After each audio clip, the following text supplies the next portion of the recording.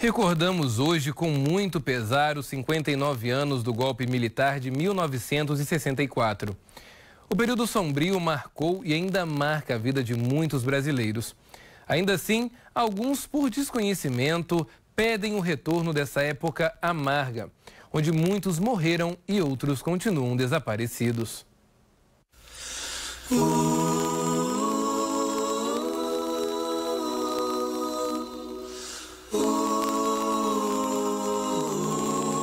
Em um país onde o relatório da Anistia Internacional identificou tortura por agentes do Estado, falta de liberdade de expressão e perseguição a profissionais de imprensa, muitos ainda clamam: Pai, afasta de mim esse cálice.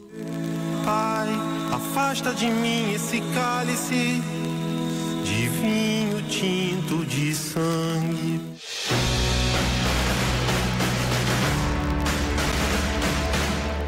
Como beber dessa bebida amarga que por 21 anos manchou as páginas da nossa história? Como tragar a dor daqueles que perderam a vida na luta por liberdade? É possível engolir a labuta dos que ainda gritam por justiça contra aqueles que lutam contra a liberdade?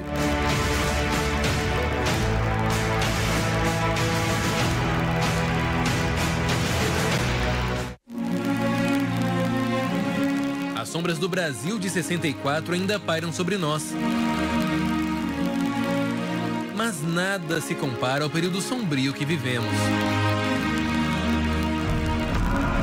Algo que eu considero muito sombrio, que é a ausência não apenas da cidadania, né, do cidadão poder exercer seu papel de cidadão, mas também a ausência ali de um meio onde você consiga entender realmente o que está acontecendo no seu país. Como beber dessa bebida amarga? Após 59 anos, Chico Buarque já diria que silêncio na cidade não se escuta. Mesmo calada a boca, resta o peito.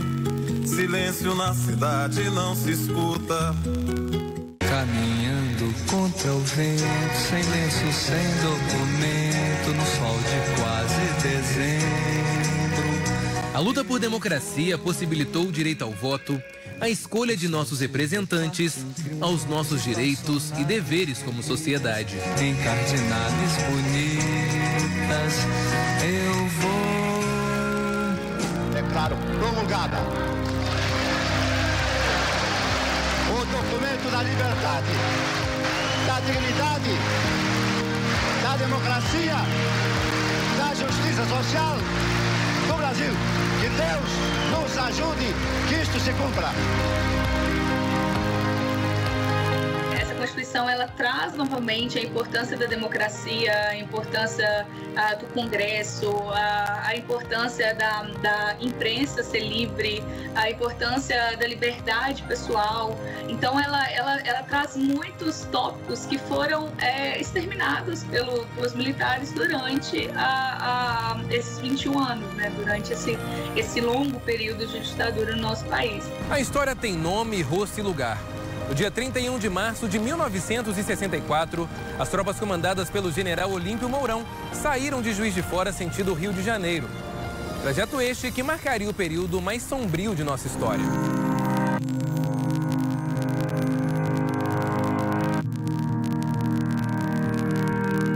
Para o professor de política internacional Vladimir Feijó, o retrocesso democrático e o autoritarismo são reflexos de uma sociedade ainda pouco conhecida, com contraste em diferentes países ao redor do planeta. Preocupa o fato de que apenas 8% da população mundial, segundo o relatório do final de 2022, vivem em democracias plenas. 27% estão vivendo em um dos 59 países em que o regime é autoritário, sem contar os outros que estão em sistemas híbridos ou de democracias imperfeitas, que podem muito bem regredir para regimes autoritários se setores da sociedade caírem nessa fake news e nesse apoio a regimes que vão lhes prejudicar, prometendo um benefício totalmente fantasioso.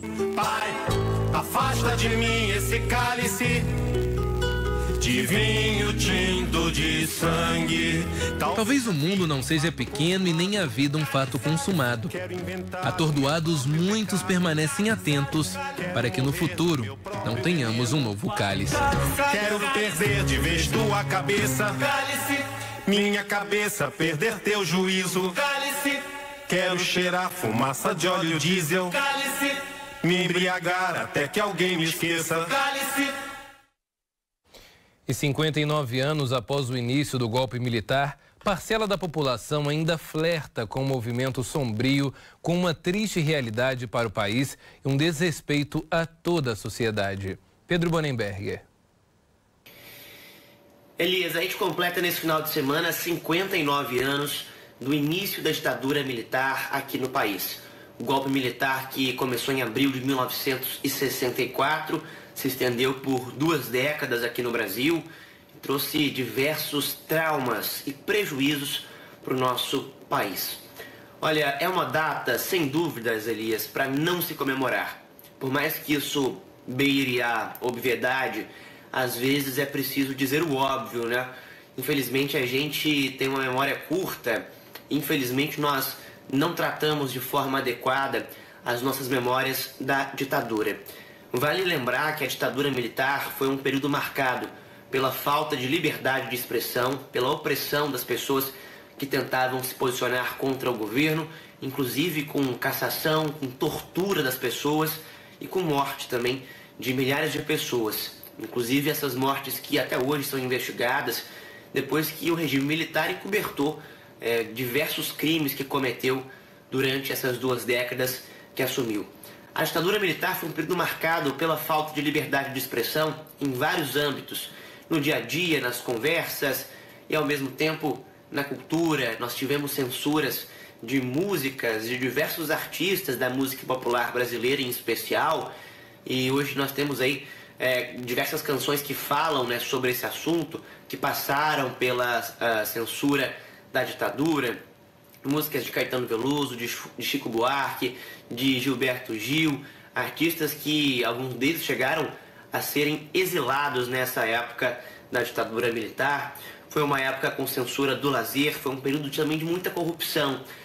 Tem-se algumas pessoas ainda uma expectativa ou uma memória talvez de que não havia corrupção na ditadura. Pelo contrário, havia muita corrupção na ditadura, em especial nos regimes de, não de licitações, mas de contratos do Estado com empresas.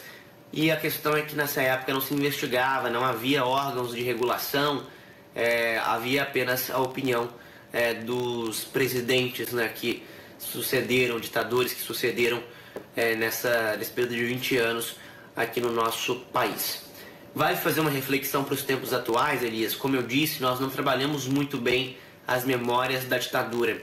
Foi um período traumático e foi um período que a gente não trabalhou bem, inclusive com punições para os ditadores, para os torturadores, para as pessoas que se envolveram em crimes contra os direitos humanos durante esses mais de 20 anos, 21 anos da ditadura militar aqui no país. Ainda hoje é possível encontrar pessoas nas ruas que defendem a volta de uma ditadura ou de regimes antidemocráticos. Inclusive, nós tivemos no início do ano uma situação muito grave, que foi a invasão da Praça dos Três Poderes, no dia 8 de janeiro, com a reivindicação de uma ditadura militar, com a reivindicação de um ato antidemocrático. O que é muito preocupante, é muito grave e nos chama a atenção, Elias, para a necessidade de trabalhar melhor nossas memórias da ditadura. A ditadura militar foi um período de muito sofrimento para muitas pessoas, foi um período de tortura, um período de falta de liberdade de expressão. Se nós temos democracia hoje, essa democracia, por mais jovem e falha que seja, foi conquistada com muita luta, com muito sangue de muitas pessoas. E também em homenagem, em memória dessas pessoas, é que nós precisamos defendê-la e defendê-la da melhor forma possível. Nosso direito de nos expressar, o nosso direito da cultura, o nosso direito à vida. Elias, eu volto com você.